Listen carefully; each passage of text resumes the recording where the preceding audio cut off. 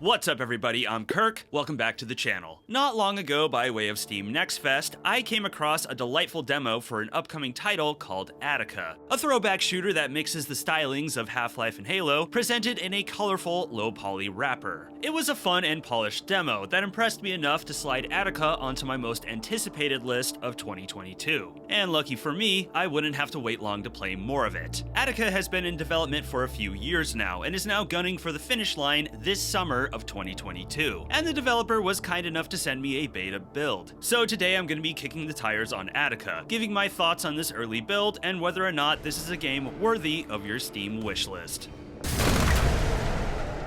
But before all that, if you're new here and you find yourself digging what you're seeing, please consider liking and subscribing to help support this channel. Alrighty, let's get physical. What's up? ADACA is a solo development effort by one Siris Pendrake. Great name. It was developed in the Unreal Engine, and like so many indies we enjoy today, began its life on itch.io, with the first playtests uploaded to the site in 2020. The version I'm playing here today is the beta build of the game, that features all of the content that will be available in the upcoming Early Access release. The first 2 episodes consisting of 21 levels, along with the extra Endless and Conscript modes. Taking place in the far future, in ADACA you play as Jesse Thorne, and let me tell ya, Jesse is in some trouble. After being slapped with a big old criminal fine, Jesse has been conscripted into mercenary work for a private military corporation for the next 20 years. Oof. After going into cryosleep for the long journey to their mission, Jesse suddenly awakens to a doctor with magnificent facial hair fixing them up. Turns out Jesse's transport ship has been crash-landed for years on the planet ADACA, a place described by the developer as a flyover planet in the heart of the galaxy's Rust Belt. Soon after awakening, Jesse meets a community of scrappers, who are engaged in a 3-way war against the authorities and a technological cult. With few options available, Jesse takes up arms and decides to aid the scrappers in their struggle, all the while exploring the mysteries of planet ADACA. While many throwback shooters take their inspiration from the titles of the early to mid-90s, classics like Wolfenstein, Doom, and Duke, ADACA draws more from the story-driven adventure shooters, if you will, of the late 90s and early 2000s, specifically Half-Life and Halo.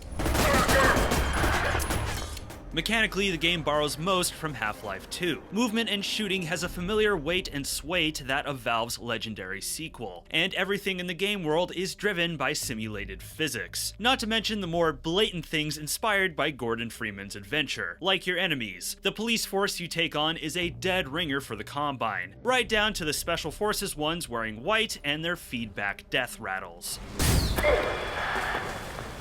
And the dark, forgotten places of this blue-colored planet are infested with ADACA's version of the headcrab zombie. Ho-ho! References! In terms of weapons and combat, we can better see the fingerprints of Halo. Like the Master Chief, the player is limited to only 2 weapons at a time, with the arsenal consisting of traditional weapon types and more futuristic energy weapons. And while the pistol and the shotgun might certainly remind one of Half-Life's, much of the arsenal does mirror Halo's, like the scoped rifle that feels very much like the BR, and a powerful sniper rifle complete with a rectangular scope and long bullet trails. Not to mention a rifle that behaves very much like the Needler. And while players aren't strictly governed by a regenerating shield system, some of the enemies are, and like in Halo, are weak towards energy weapons, giving players some room to strategize with weapon combos. A central aspect of this game, though, and the biggest wink and nod to Half-Life 2, is the gravity arm. The gravity arm behaves identically to the gravity gun from Half-Life 2. It's able to pick up objects and fling them at deadly speeds, as well as catch incoming projectiles like grenades and rockets. It even has that little close-range punt, if you will, to break down obstacles and obstructions. The real difference is that where you would have to equip the gravity gun in Half-Life to use it, in ADACA it's a simple press of the Q key, and by taking that one step away, it helps the ability feel more second nature to the player. The other thing too is that in Half-Life 2, you earn the gravity gun midway through the game. In ADACA, you start with it immediately. In fact, you use it to obtain your first weapon, stunning a cop with it, which opens them up to have their weapon snatched from their hands. An awesome trick that never got old throughout the whole experience.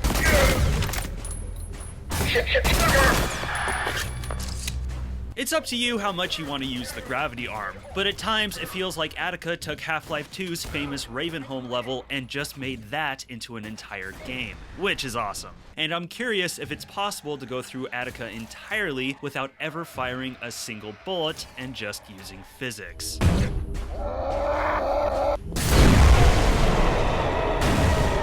Sometimes the physics can be janky and unpredictable, which is common for most games that let you manipulate physics. However, buggy moments were more uncommon than common. And this is just a suggestion, but I think the developer should consider adding a transparency effect to the objects you pick up, allowing you to see through them and better aim. To be fair, grabbed objects tend to shift to the left, likely to help this out, but more often than not, it was tricky to aim simply because the item was obscuring my view. A little transparency could help this out greatly.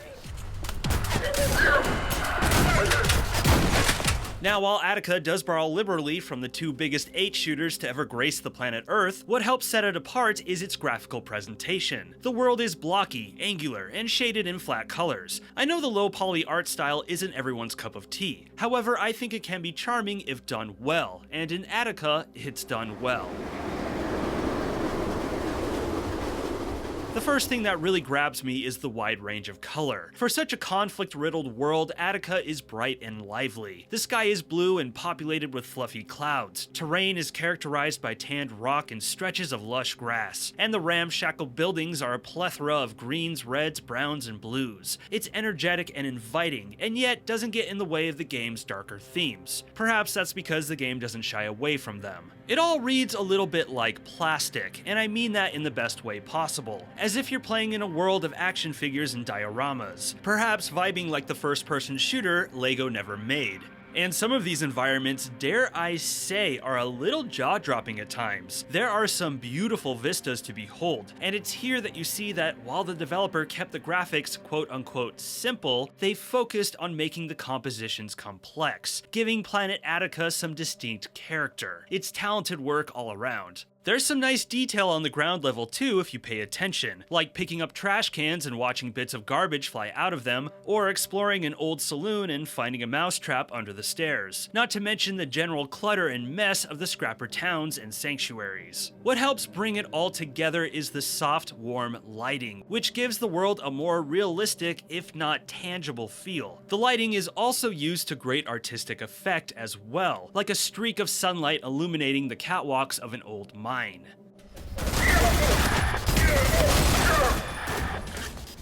However, as charming as this game looks, that doesn't mean there aren't some things to nitpick here. There are some exteriors and interiors that do feel a bit empty and plain, and if you look hard enough, you might find some spots that look, well, unfinished. Your HUD, while generally fine, has some awkward text placement, and worse, the name of your weapon that pops up when equipped is almost completely off-screen. Also, this isn't a huge gripe, but it would be nice if we could see Jesse's hands on the weapon models, especially since we can see their gravity arm. All those, however, can be easily addressed in the course of this game's early access life.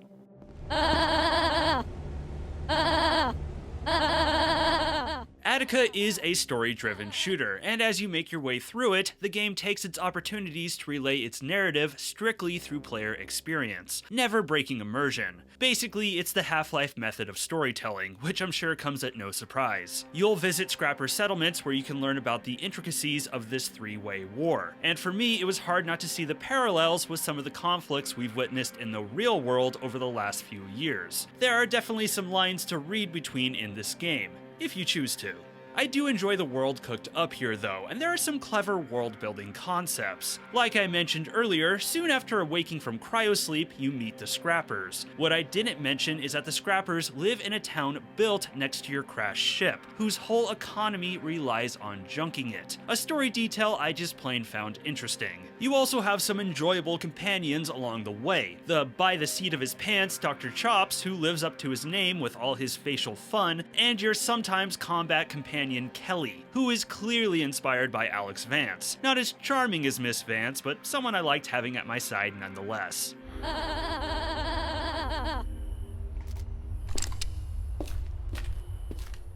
ADACA is a linear adventure for the most part, riddled with what I would call progression pit stops. Meaning, to progress, you need to solve a puzzle or bypass some obstacle, typically taking you down a side path full of enemies. And when you eventually solve the puzzle, you're magically looped right back to the critical path. A very common design for this style of shooter. I know the way I described it makes it sound run-of-the-mill, but the dev did a good job of making it all feel organic, and the puzzles are in that sweet spot of not being so simple they're boring, but not so complicated they're frustrating. There is the occasional open-ended map, too, allowing some choice in how to go about it and some nice rewards for those that choose to explore them thoroughly. If I had a complaint, it's that sometimes it can be a little too hard to tell where to go next, even when the game tries to signpost it, and it can make for some aimless exploring. Moment-to-moment combat is enjoyable, but ADACA can be a challenging game and outright unforgiving at times. This is one of those games where if you see the enemy, you already need to be running, because the bullets are already on the way. And my god, are these bright-eyed bastards accurate. If you give them even the slightest opening, they will take it with deadly precision. The challenge isn't insurmountable though, and the pressure of it can make for some fun, heart-pounding moments. Where combat is at its strongest is within tighter, more cover-heavy areas, making for tense, chaotic, and at times unintentionally hilarious firefights.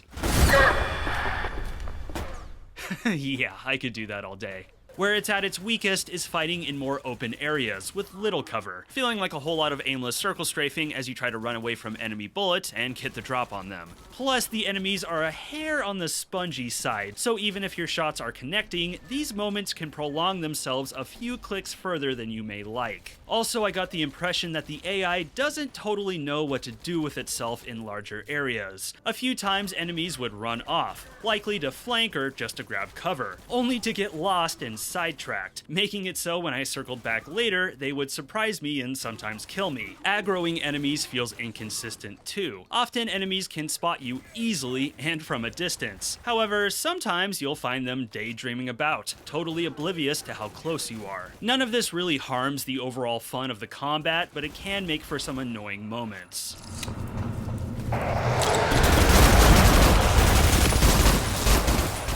Before we wrap up, let's touch on ADACA's extra modes. The first is the Endless mode, which is not so much take on wave after wave of enemies, but rather a glorified test arena for the enemy AI. You begin by choosing 2 factions that go against each other and how many you want on the field, and then after that you can watch the battle play out or participate yourself. It's an interesting mode in terms of seeing what the AI can do, and the battles can get pretty big, like tank your frame rate big. Conscript mode is more involved, basically open, free-roaming missions within a large, interconnected map. As you explore, you take on pockets of enemies, all the while completing objectives like hunting down parts to fix an antenna and then defending it from attackers. This mode also features vehicles, something that hasn't been included in the single-player campaign yet. I'll be honest, I had a hard time getting into this mode. Wandering about lonely environments, trying to accomplish objectives with vague hints, wasn't as engaging as the action and forward momentum of the single-player campaign. The other thing too is that at one point I had to reset my mission progress due to an error, by the request of the game in fact, which the developer admits happens whenever the game is updated. And man, if there's one thing to fix before the full release, it's that. I had to really muster up the motivation to go back in and repeat my progress, especially since this mode wasn't knocking my socks off to begin with. At the end of the day though, while I wouldn't say these modes are big highlights, there's still an appreciated bonus to complement the already strong single-player campaign.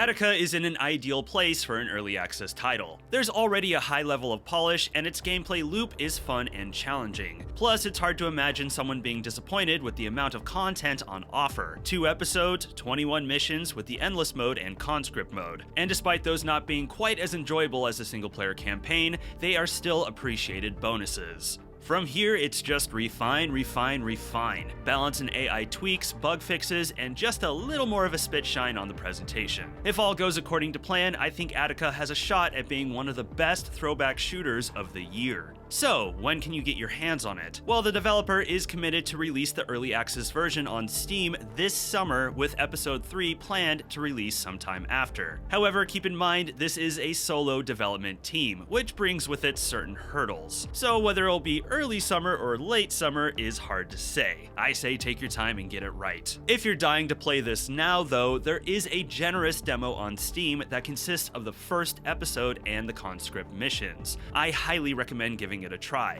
And if you're really dying to play this game, a beta build with both episodes is available on ADACA's itch.io page for $18. But if you go that route, be sure to give the developer some feedback and help them out further. But that's all for me today. What are your thoughts on ADACA? Please let me know down in the comments. And if you enjoyed the video, please be sure to like, subscribe, and ring the bell for notifications on future uploads. It's a couple clicks for you and a huge help for this channel. Also, don't be shy, come say hi in the Kirk Collects Discord, linked below, and take a peek at my affiliate links. I'm Kirk, and thank you for watching this video. Stay safe out there.